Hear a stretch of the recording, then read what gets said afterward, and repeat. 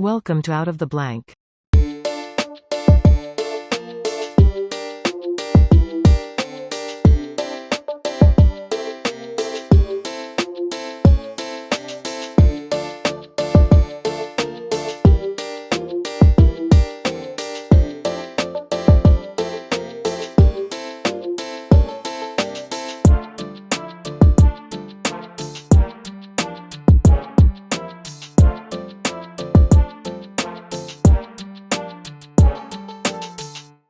Welcome to another episode of Out of the Blank podcast, an episode I'm especially excited for. Ed, please, for everyone out there listening, tell them a little bit about yourself. And just we'll get right to the topic, I guess, too.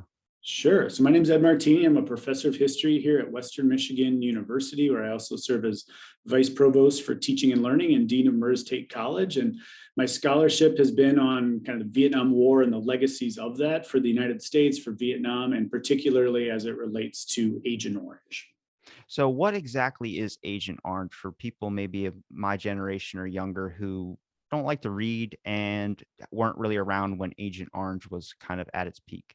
Sure. So Agent Orange is a herbicide, one of six herbicides that were known as the rainbow herbicides that the United States and its allies used during the Vietnam War. It's basically a combination of two herbicides that were commercially available at the time, produced to specifications provided by the Pentagon.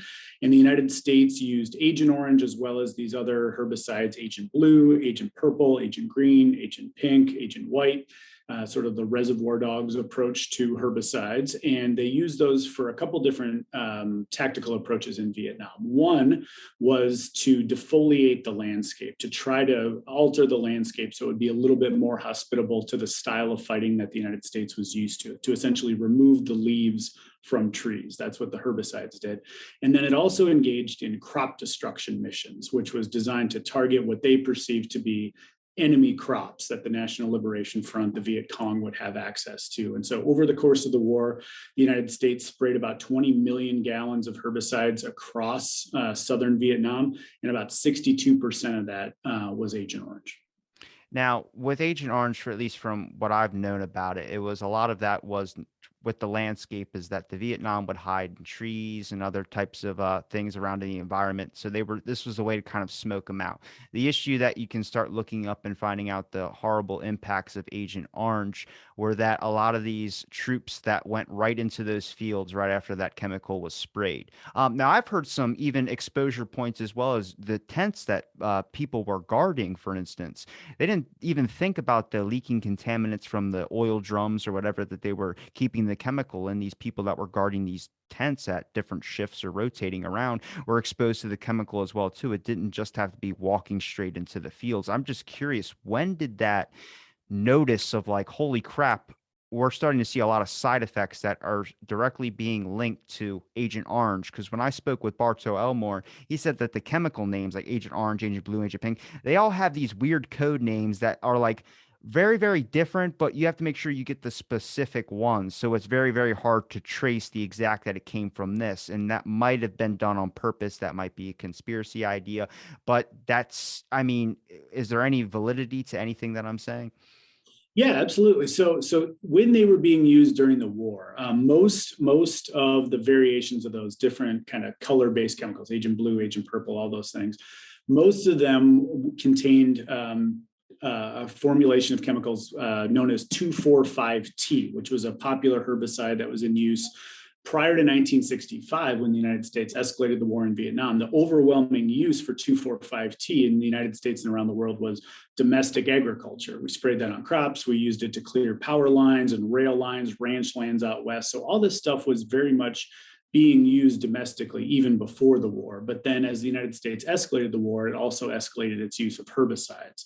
So it would spray over these areas to try to, as you said, kind of smoke them out and make it easier for U.S. forces from the air and on the ground to locate and engage with enemy forces.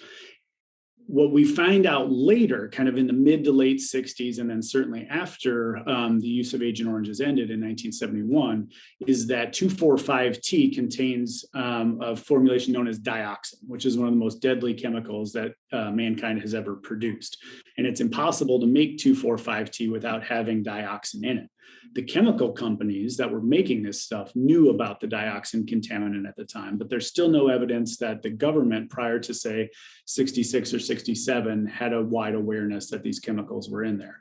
So Vietnamese troops, Vietnamese civilians, but then also US troops were certainly kind of going through these areas that had been sprayed.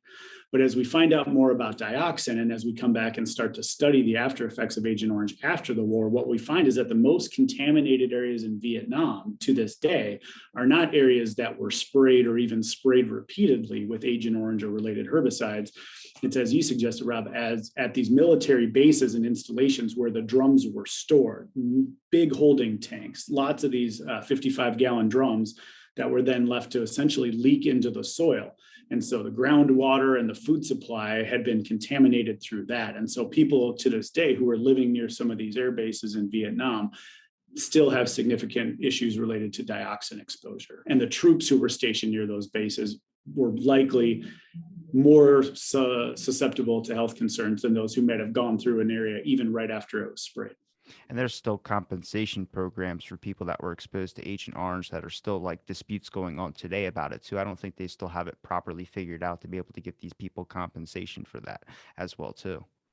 Yeah, well, it depends a little bit on what groups we're talking about too. So in 1991, the United States passed a bill that gave US veterans of the war far more flexibility and essentially said, if you were in Vietnam between 61 and 71, we're going to assume that you were exposed to Agent Orange.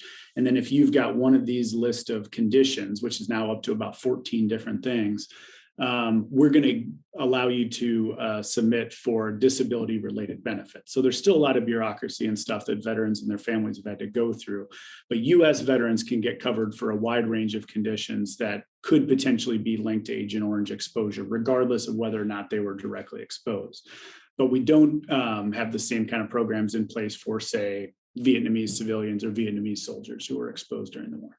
Now, was this an overall just like their last ditch effort of implementing something to win the war, or was this just the quickest way to react to what was going on to be able to retaliate and be able to get our troops there as fast as possible? So it caused them not to do a lot of studies on the basis of like contaminating their own troops in a sense. Mm-hmm. Yeah, no, it wasn't a last ditch effort. In fact, it was sort of the opposite, that it was instituted. Operation Ranch Hand is the operation that was responsible for most of the herbicide spraying. And that actually begins in 1962. So when the US is still very much just having a slow ramp up to its forces, adding advisors, a lot of special forces, but long before the major escalation of the war in the spring of 1965. The Kennedy administration really saw the herbicidal warfare along with kind of the use of special forces, Green Berets, as an alternative, as a way to prevent a wider war. It was never meant to be done in concert with this massive escalation of the war after 65. But the Johnson administration continues both the use of herbicides and then, the full intervention, sending in the Marines and eventually up to 500,000 troops in country and an escalation of the air war after 65. So initially it was meant to be an alternative to this widespread war, but it became done in concert with the two.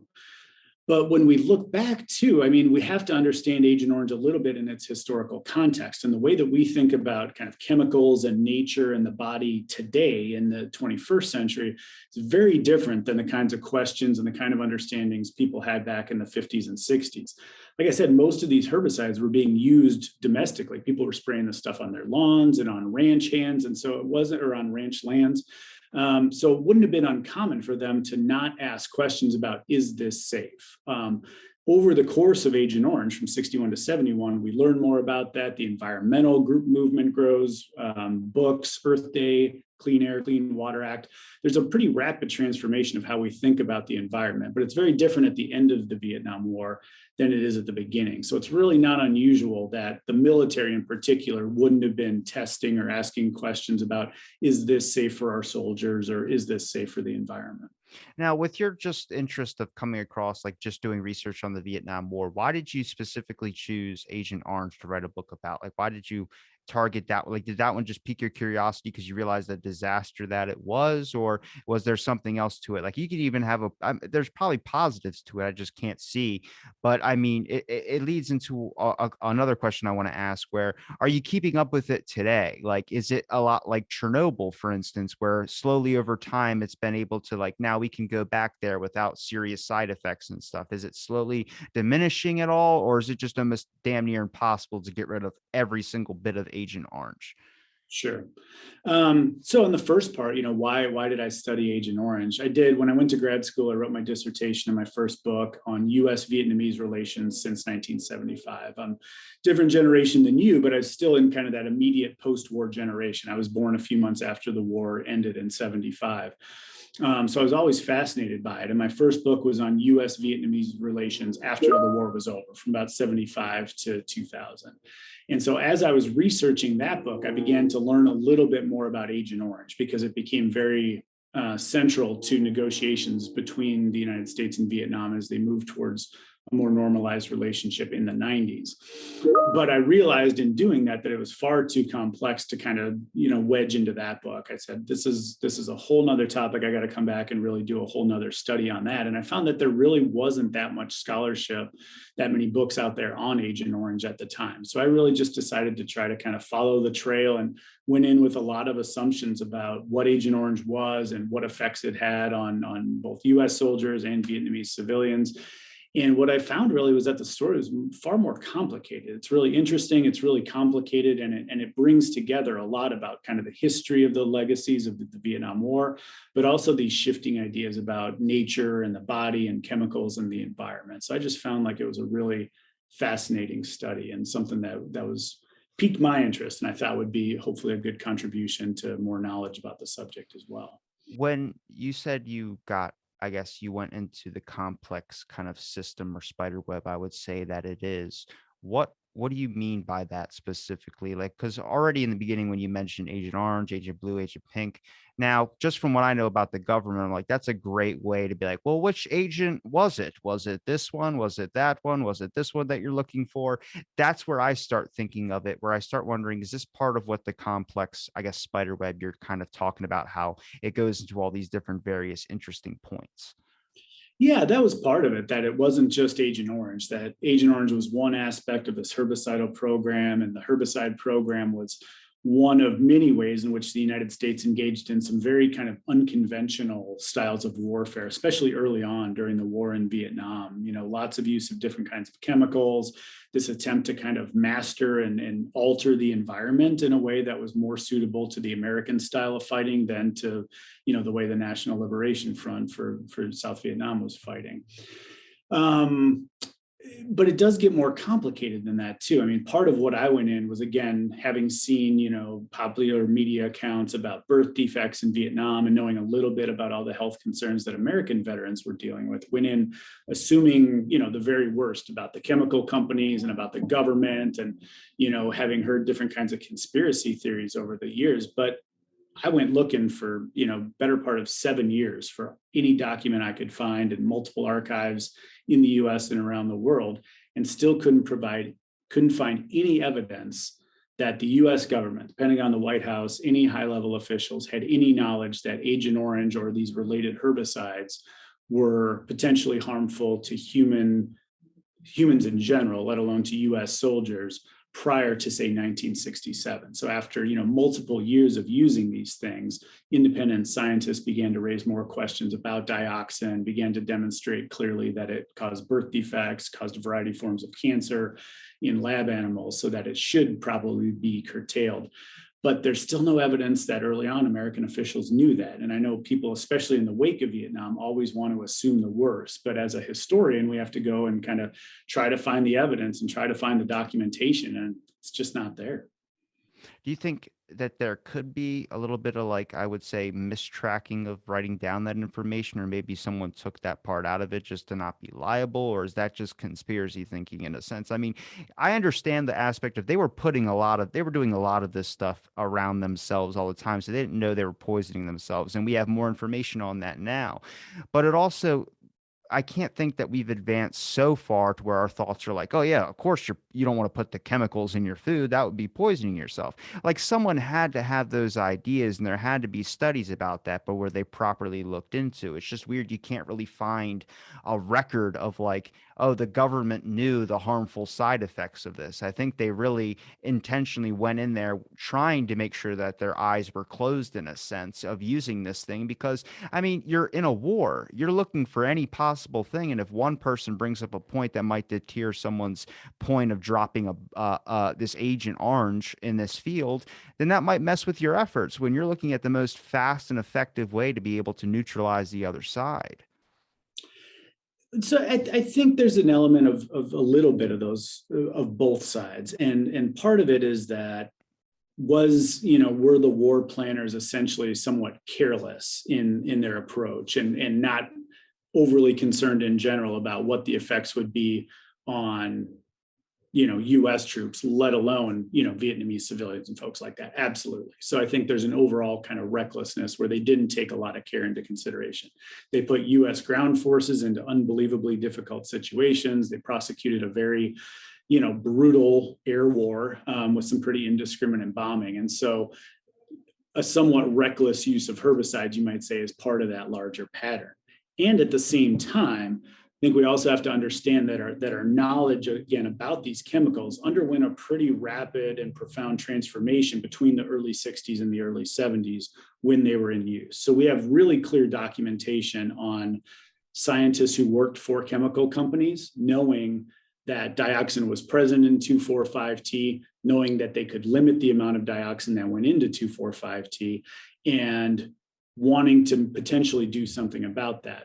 But there's no record whatsoever that they ever brought those concerns to the Pentagon. And so until these concerns became more public, with independent scientists, university scientists raising more of these issues and calling for independent studies and the suspension of herbicides use, not just in Vietnam, but more broadly around the world, that doesn't happen until more like 1966, 67. So the use continues after that point. But our ability to understand these things and the kind of ways in which we understood the relationship between these chemicals and human health or environmental health really changes exactly at this moment when they're in use. So I think it's possible that both things can be true, that it could be somewhat reckless and part of this larger issue where we didn't really care enough about our troops, let alone Vietnamese civilians, and also didn't know enough to maybe ask the right questions about the damage that these herbicides could do in the short term, let alone potentially long-term health considerations. Who blew the whistle? Like, was it media exposure that really enlightened a lot of people on the side effects of Agent Orange, or was it just enough people raising a voice from the community, people like family members that were suffering from severe side effects of it? And what are the side effects? Like, I know it's got to be something with probably with breathing, right? Your lung capacity probably has to be diminished. It's kind of like, was it COPD, where people can't really breathe? They get that from smoking, though, I think. Yeah, it's less about that. More of the side effects have to do with a variety of kind of rare forms of cancer. Everything now, I mean, the VA list now for service-related disability benefits includes things like type 2 diabetes, prostate cancer, things that don't necessarily have a definitive link back to Agent Orange, but there's enough of a potential connection between the two that the VA has decided that they're going to give US veterans the benefit of the doubt around those things. So sorry, I forgot the first part of your question. I forgot it too. Don't worry about it. Okay. We'll move on to the next thing. Have you tried oh yeah, the whistleblower. Who blew the Oh, whistle on it? Did yeah. that come from media Yeah. exposure? No, it's a good question. So US veterans don't really start raising concerns and red flags really until the post-war period. You start to see an explosion of these concerns in the late 1970s, and folks working through the Chicago VA. There's a woman there named Maud DeVictor, who was a nurse at the VA and started seeing some of these really rare kind of health concerns for otherwise kind of healthy, youngish veterans who had come home from Vietnam, and they couldn't explain it. And they began to think and talk with some of the veterans and theorize that potentially Agent Orange could be responsible for that. And so for US veterans, it really comes in the wake of the war. And then the vets launch a class action suit against the chemical companies and the government, and eventually in the early 80s reach a major settlement in what at the time was the largest class action suit in US history. But prior to that, during the war, we get some isolated stories coming from in country, in Vietnam, not from US soldiers, but from Vietnamese civilians, sometimes from like Red Cross and first aid workers who were on the ground and potentially seeing, again, some kind of rare things, raising questions about birth defects. But the closest thing we really have to sort of whistleblowers in this case are scientists, not just US scientists, but scientists around the world.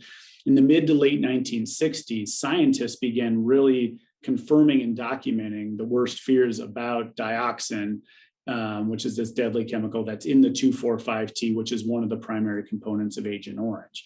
And they start raising concerns. They start lobbying Congress, and the scientists become activists, not because they're opposed to the war per se. Some of them were, some of them were not, but because they began to see if what we're seeing about dioxin and if some of these concerns that we're now able to confirm independently are true, it could be having significant consequences for human and environmental health.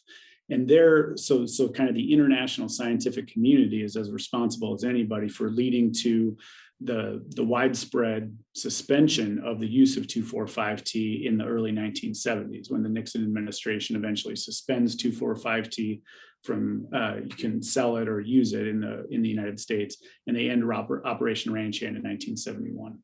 Now, when it comes to tracking the record, maybe not going back before, but what happened after, have you noticed, like, what was I guess the length of time where they started noticing that Agent Orange was a bigger issue than just using it as a chemical to fight with, but something that's actually infecting it. It's actually very, very bad for the public health. Because I start to wonder, imagine if that was a 30-year thing. Like you didn't know about Agent Orange effects for 30 years. So you decide we're going to research more into using this chemical in everything. And the next thing you know, we're in a society where there's a lot of people experiencing way more health issues than what we have now.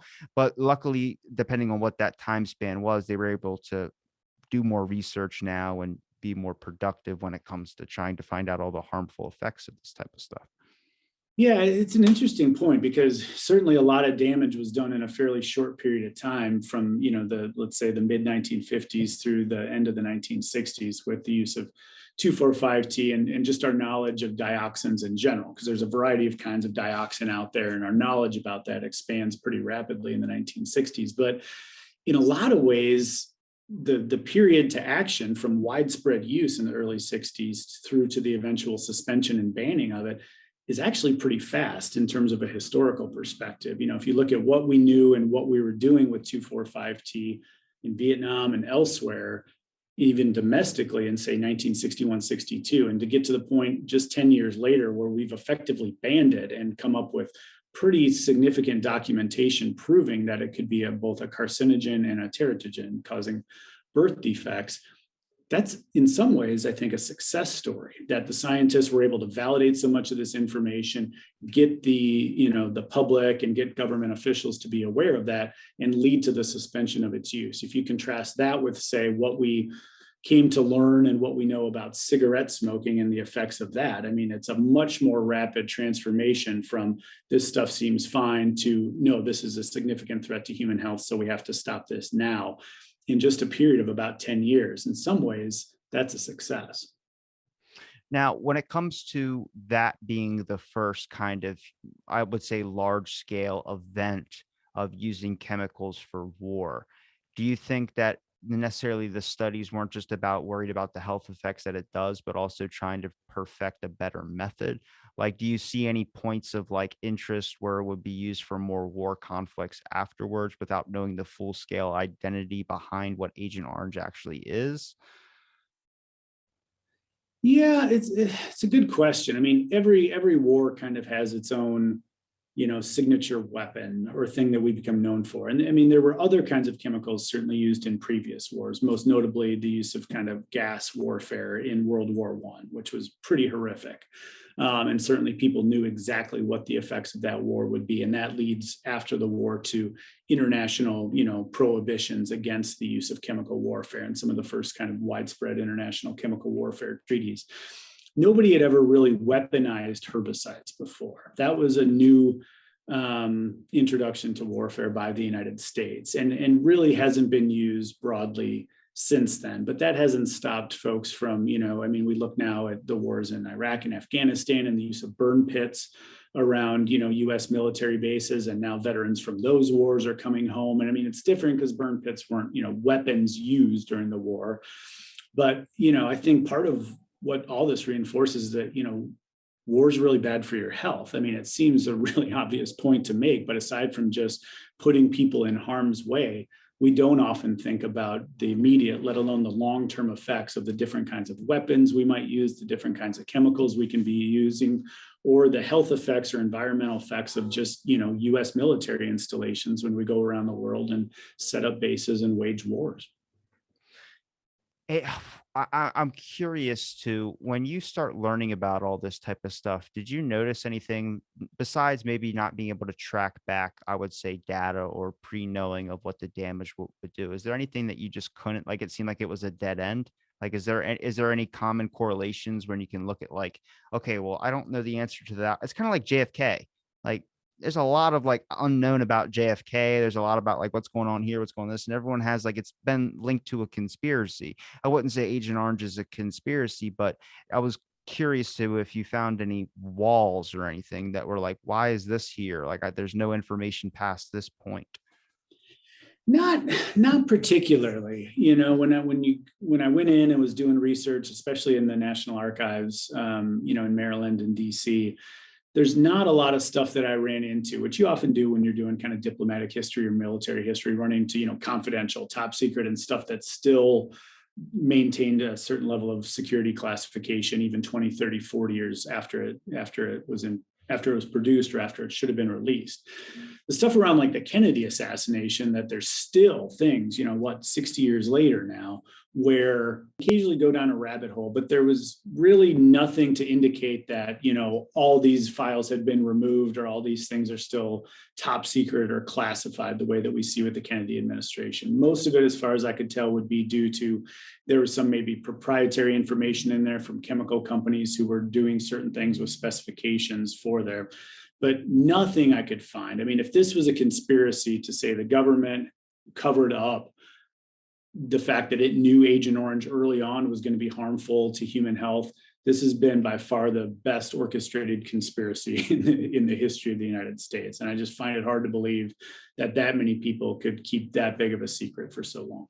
Do you think that if it would have happened today, that they wouldn't have implemented Agent Orange? So if we were going to use Agent Orange, like if it was never used before, if we were going to do something of that scale, do you think it would be implemented that quick? Or do you think there would be a lot more studies being done into it in the society that we're in now? Because that time gap from the 60s to now is completely different. For instance, it leads into another question, which is, when you're researching this, a lot of kids that know about Agent Orange and the horrible impact that it had, they have a head in of like, this government sucks, we're going to expose the horrors behind it. But then once you start reading into it, it's like, oh, these people just didn't know. And there's kind of a lack of willingness to know in an aspect, which kind of, you start to see points on both sides, which gives you, as a historian, you have to look at that aspect of things. You can't just go into it like, I'm going to expose the evil of the government. You got to go into it like, oh, this is like take myself in the time period. They just didn't care to know. They wanted to win a war, and this is how they thought they could win it.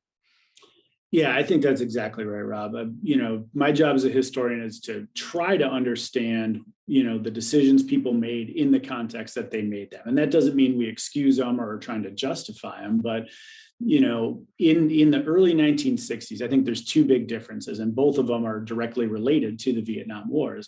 One, as I said before, we have a very different understanding as a society about the relationship between humans, chemicals, health, all that kind of stuff, about the environment. It's really when the environmental movement in the United States is still very early on, and there's pockets of it. It's clearly growing at that time, but it's not as widespread as it would be in the 1970s. And Agent Orange is part of that story.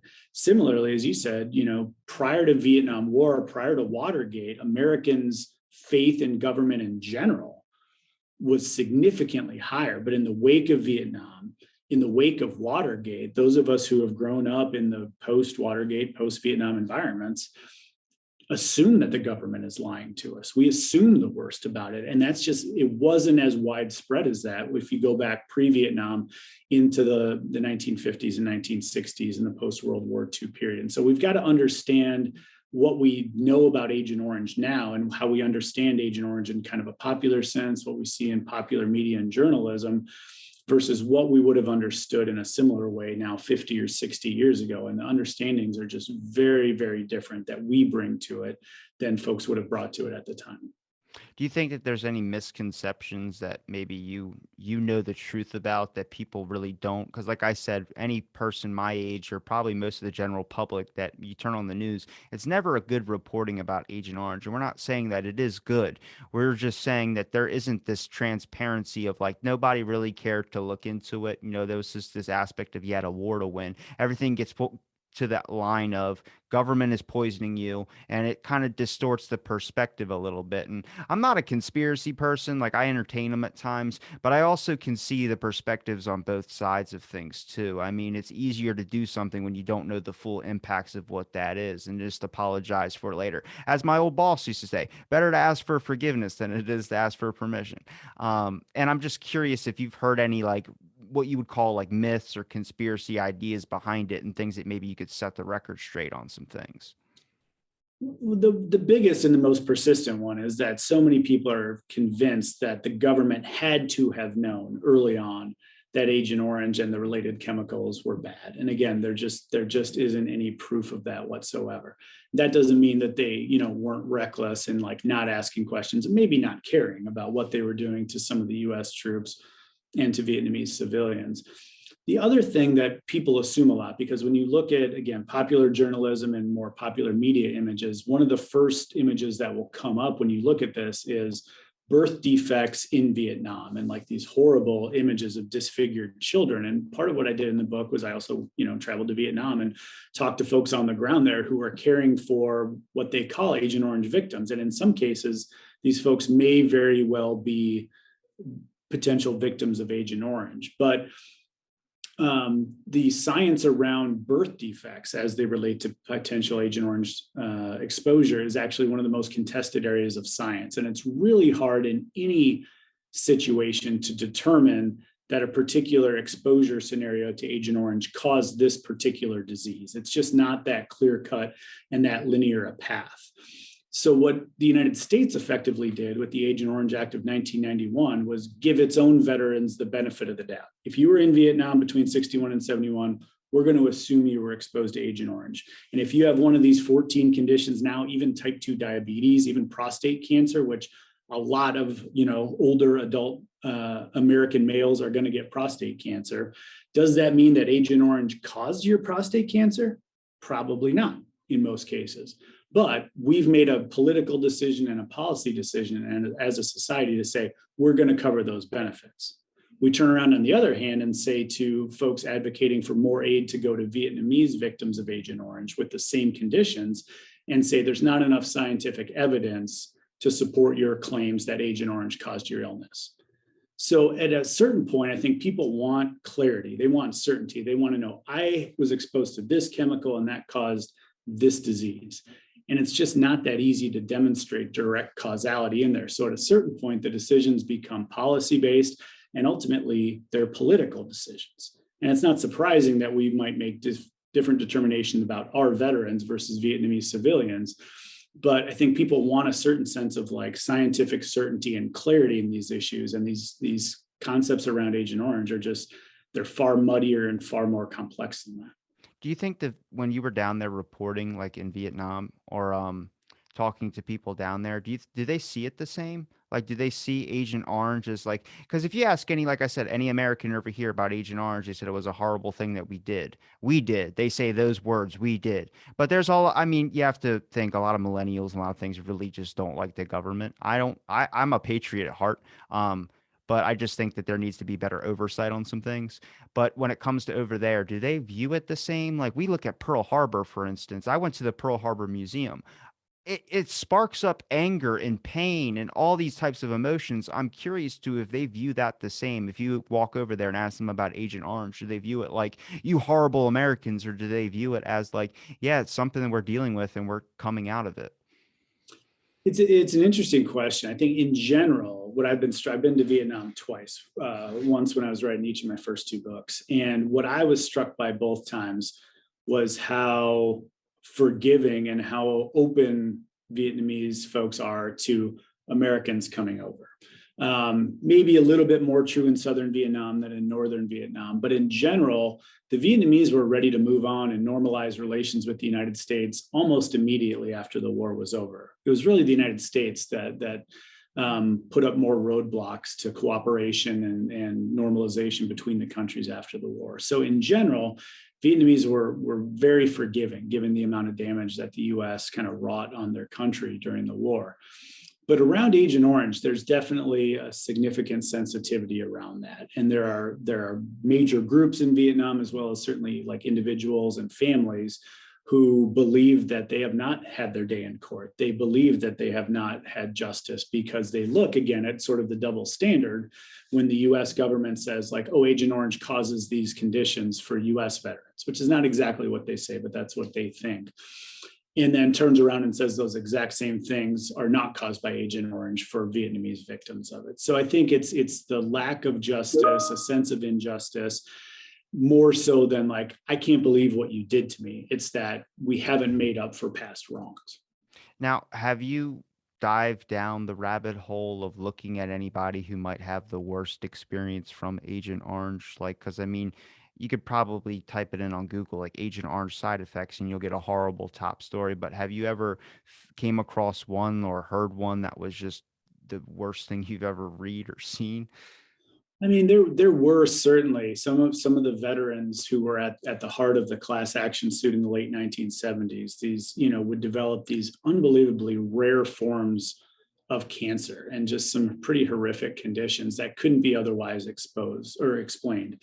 And even in those scenarios, we never would know or will know for sure that Agent Orange caused those, but there were some pretty horrific things. So, when I'm talking about these days, we don't know that, Agent Orange is responsible for type 2 diabetes or prostate cancer in veterans 50 years after the war was over. But at the time, there were certainly some horrible effects from people who were pretty clearly exposed to high levels of dioxin. And we know from longer term studies in Vietnam for folks who are, third generation who have grown up around the former US Air Base in Da Nang, which was one of the most polluted areas in the world because of Agent Orange storage for a long time. There were some horrible forms of cancer and potentially even some birth defects. Again, causality is tricky there. That regardless of what the cause is are heartbreaking, that people don't have resources, can't get healthcare, can't explain what this is, and young people, old people, whoever it might be, I mean, really severely afflicted. So at some level, regardless of whether it was caused by Agent Orange, almost doesn't matter. But there are some really just heartbreaking stories for sure throughout the history of Agent Orange. I'm curious about that because that question leads into another one, which is where were the people that suffer the worst or some types of these rare cancers, where were they stationed? Because like if we talk about like, yeah, walking into a field of that chemical being sprayed is going to get you contaminated to it, but also being around those drums 24/7, watching those things. If you're able to look at like what that person did on the air, if they worked at the air base where those storages things were, you're going to have a lot more exposure to that raw chemical that's just leaking out in an aspect of just walking through a field where it was sprayed. It's kind of dissipating all around you. But if you have the focal source point, that's where you would see more probably. I mean, in my, I guess, perspective or understanding, if you're a government agency giving out benefits, you're going to look to those people more when you find that information out rather than the people that just walk through the field. You know what I mean? Yeah, and that's what the government really struggled with in the early 1980s. In the wake of this class action suit, they were trying to figure out how best to determine how troops were exposed and what that exposure scenario meant. And eventually they kind of threw up their hands and said, this is basically impossible. Even with good records, which sometimes we have, sometimes we don't, even with good memories, which sometimes we have and don't. It was really hard to determine where an individual troop was on an individual day 20 years prior and how much Agent Orange they might have been exposed to.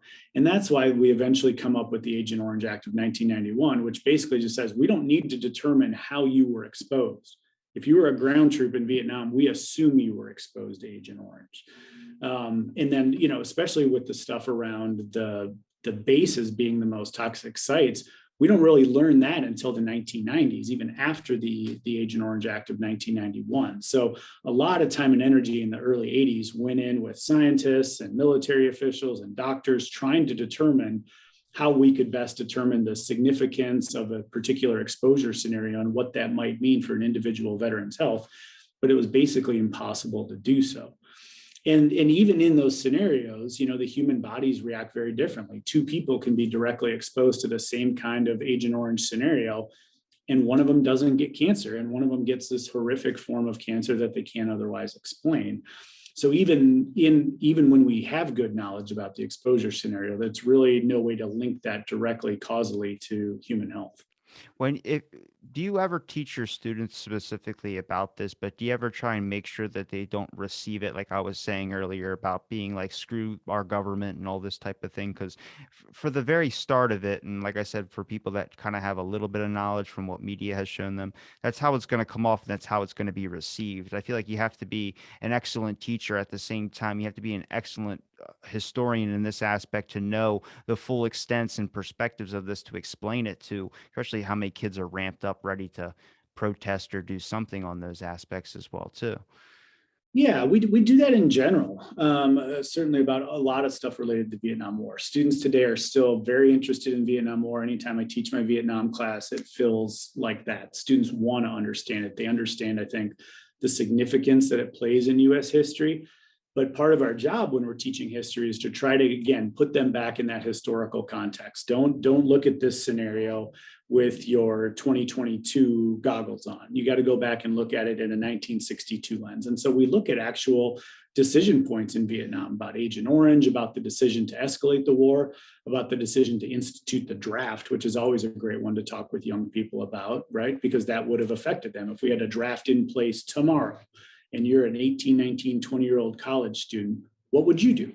Would you protest? Would you go to war? Would you go to Canada? Would you try to use your deferment? But in order to try to understand that, you've got to try to think like somebody in 1960 or 65 would. And that's the biggest challenge is, to go back at least two generations and try to understand how people understood the world and their society and the range of choices available to them at any time. But that's part of the fun of teaching too. Well, with the lieu of Watergate and then kind of Agent Orange happening as well too, did you see any giant broadband community action of protests or types of drastic attack on the government because of these actions that were being done? Like I have to think there has to be not only research being more conducted into just Agent Orange, but an overall line that the government seems like they had to go back to because of the fact that people were just getting so insane. I mean, if you look at the old government history stuff, I don't want to be that person that's like anti-government, but like I said, if you look back at those things, there had to be a pushback point where a lot of people were like, there's a lot going on right now. I don't know. You have to kind of sort through that. I'm just curious if you came across any points tracing after Agent Orange where there was any certain like lines that were really drawn from people's intervention. There's less direct action and protest related to Agent Orange than around a lot of stuff. I mean, the Vietnam War is well known for having one of the broadest, largest, most diverse anti-war movements probably in the history of the United States. And that's in place from the get-go. It's before the United States even escalates the war. Baby boomers are the largest generation. They're all going to college in the 1960s, early 1960s, in record numbers. And the anti-war sentiment from 1965 on is massive, huge protests in Washington, D.C. in 67, 68, 69. I mean, really ramped up.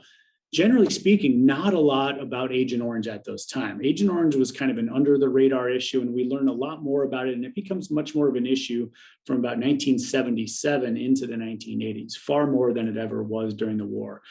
People at the time, college students in particular, were more likely to point to napalm as a weapon that they were opposed to, and that really in some ways became the most symbolic weapon for the United States in Vietnam, and would protest openly against napalm, against Dow Chemical and Dow's presence on campuses, especially here in Michigan where Dow was based, where they would be anti-Dow protests and looking at the intersections of chemical companies and universities for scientific research.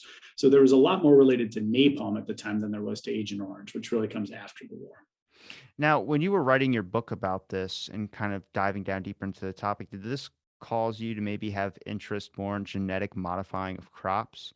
Like, I feel like I would be looking at all aspects of that too. Like, you hear about the government paying out, but who was the company that the government hired to be able to do that as well too?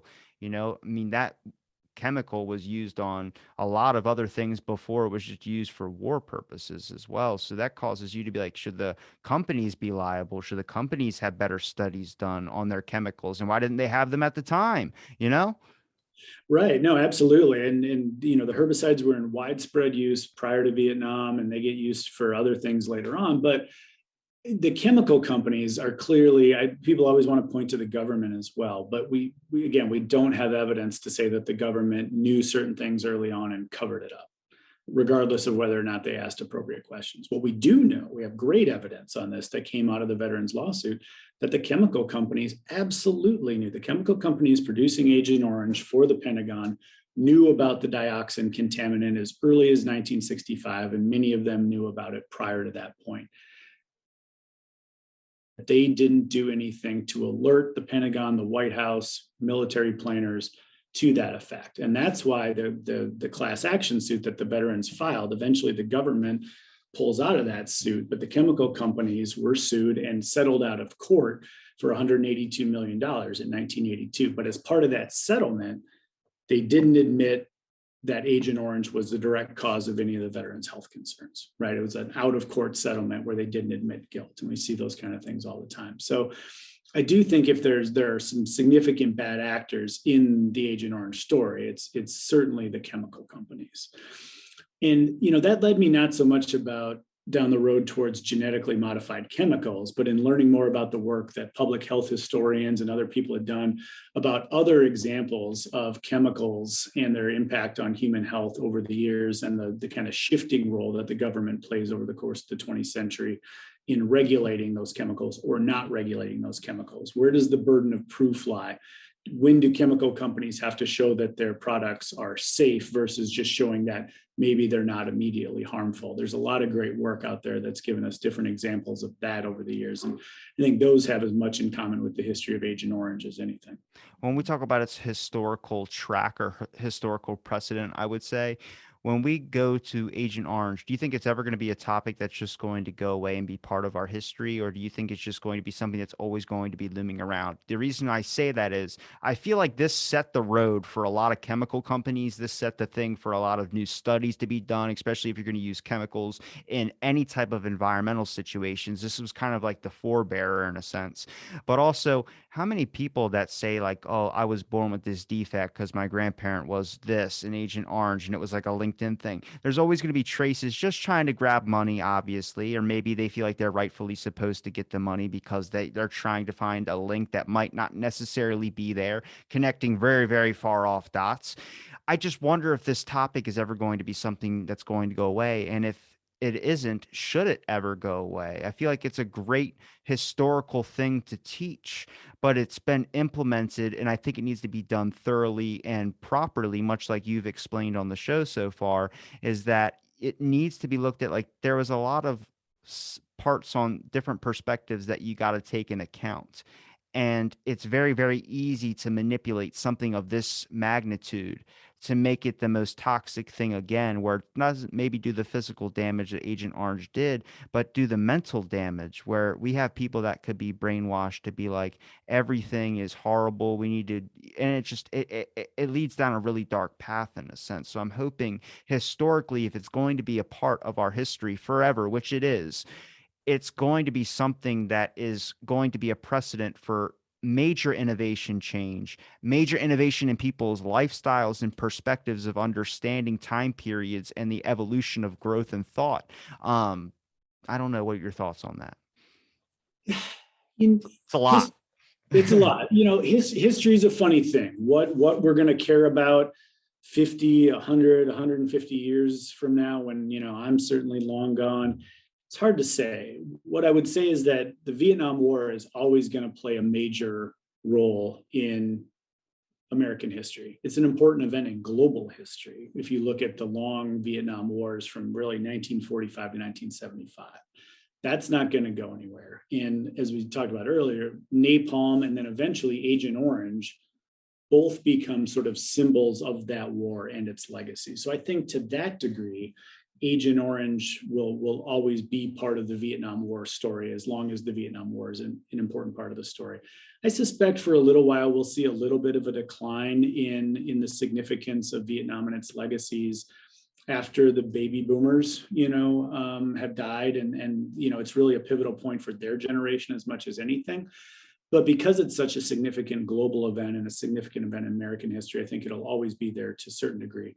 But what I'm not as confident or optimistic about is that Agent Orange will receive sort of the attention to the nuance and complexity that I think is part of the story that it probably deserves. I think it'll probably get reduced to a symbol and like a shorthand for like what we did to our troops and what we did to Vietnamese civilians. And maybe that's not a bad thing. Maybe it's not inevitable. But what I've tried to do in all my work on Agent Orange is show that it's a really complicated topic, and that if you hear a simplistic explanation about what Agent Orange is or what it does, it's probably wrong because it's a much more complicated topic. But how we'll deal with that 100 years from now, it's really hard to know.